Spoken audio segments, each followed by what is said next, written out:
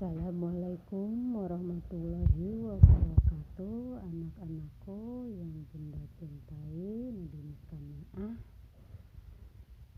ayeuna urang diajar bahasa Sunda atau lebet ka pangajaran 7 anu judulna miara barang jeung mikanyaah sasatoan katuta pangkalan. Sata acan diajar hidup kedah maca doa lila.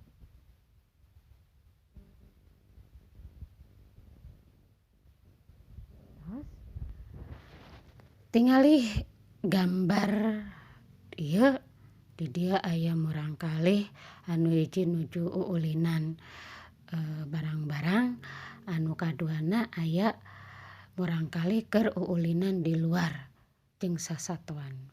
Nah, sasatoan po barang-barang nu aya di dieu teh kudu ku urang jaga. Sabab naon? Aya nu bakal rusak lamun urang henteu apik ngajagana. Ayeuna perhatikeun materi nu kahiji nyaeta ngaragebkeun tembang. Urang kudu apik dina miara barang. Komo anu hargana mahal mah. Lamun jabrah geus tangtu eta barang teh bakal tararuksak. Gerapek ku hidup Bandungan tembang anu bade dihaleuangkeun ku ibu bapa guru. Ieu tembang teh dina Pupuh Kinanti. Judulna nyaeta apik kana barang. Barang nu tadina alus anyar pan karek dibeli, akhirna mah bakal ruksak. Umurna henteu sawarsi, komo mun teu dipiara dipakena henteu apik. Nyatana da memang kitu, barang gede barang leutik sanajan hargana mahal tere ruksak enggeus pasti. Nu nyisa karibangkena moal payu kana duit. Lamun alus dina ngurus ku urang mindeng diroris, umur barang bisa panjang sanajan ngan boga hiji mere mangpaat ka urang bakal senang kana diri. Komo pikeun barang batur nginjem ti lanceuk ti adi, kudu leuwih ngariksana sabab bakal menta ganti mun ruksak lantaran urang atawa barangna leungit. Ngabandungan pedaran eusi tembang. Ku ibu bakal jelaskeun nu tadi ditembangkeun teh maksudna naon. Ari hidup boga barang naon wae. Tangtuna ge rupa-rupanya.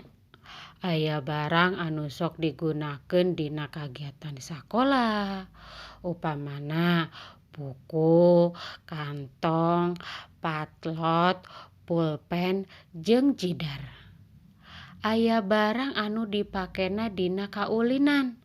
Misalna bal, reket, sapeda, jeung cocoan liana. Anu sok dipake sapopoe kayaning baju, calana, sapatu, topi, jeung lian-liana. Nah, barang bakal awet jeung lila kapakena lamun urangna apik. Ulah kana barang nu hargana mahal wae apik teh nya. Kana barang anu hargana murah oge sarua wae kudu apik. Apan sanajan murah ge angger loba gunana. Contona patlot. Enya ari hargana mah kaitung murah, tapi apan lo bagunana. Pek gerak lamun orang teu boga patlot, tangtu moal bisa migawe tugas ti ibu bapa guru. Nya, rek kumaha nulis lamun patlot mah eueuh mah. Eta cenah bisa diganti ku pulpen, tapi apan beda deui. Nah, anu dimaksud apik di dieu teh nyaeta apik dina makena. Apik dina ngurusna jeung apik dina nundaena. Urang ulah neunden barang di mana wae esokna, tapi kudu dina tempatna. Lamun ditunda di mana wae, urang bisa poho. Atuh lamun arek make teh kudu diteangan heula. Barang teh dipakena kudu saluyu jeung gunana. Patlot gunana pikeun nulis. Tah kusabab eta nya kudu digunakeun pikeun nulis. Baju parantis sakola apan digunakeunana teh mun urang sakola. Jadi di mana geus balik ti sakola upamana hidup rek ulin kudu diganti ku baju sejen anu biasa paranti ulin. Lamun baju geus kalotor ku urang kudu gancang diseuseuh. Teu hade lamun baju nu geus kotor tapi ku urang terus dipapake. Kitu deui sapatu. Lamun geus kotor teh kudu gancang dikumbah terus dipoekeun. Lamun sapatu kulit sangkan awet teh kudu disemir. Lamun urang bener dina make, ngurus, jeung nunda hiji barang, tangtu moal gancang ruksak atawa leungit. Lamun hiji barang ruksak atawa leungit, apan urang teh kudu meuli deui. Duitna menta kakolot, tuh pan matak hambur duit. Komo kana barang meunang nginjem mah kudu leuwih apik. Lamun barangna ruksak ku urang, apan matak era dina mulangkeun deuyna ge.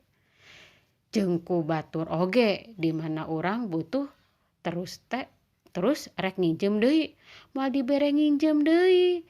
Dan naha kapokeun. Komo mun barang meunang nginjem tepi ka leungit mah ku urang kudu digantian. Lamun urang nginjem barang batur, kudu gancang dipulangkeun deui ka anu bogana. Ulah terus dikekewek.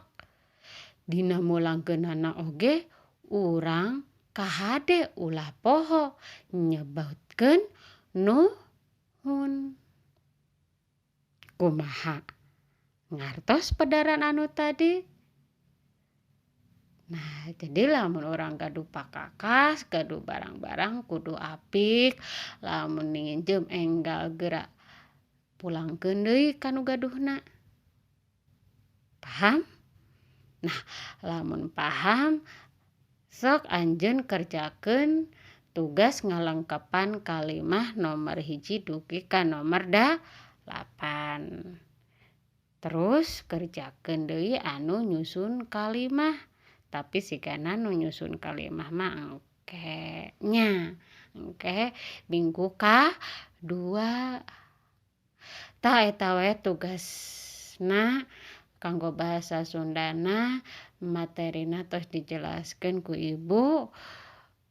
Sok mangga dikerjakeun. Mugi-mugi manfaat kanggo anjeun kanggo hidup sadayana. Ku Bunda titutup. Assalamualaikum warahmatullahi wabarakatuh.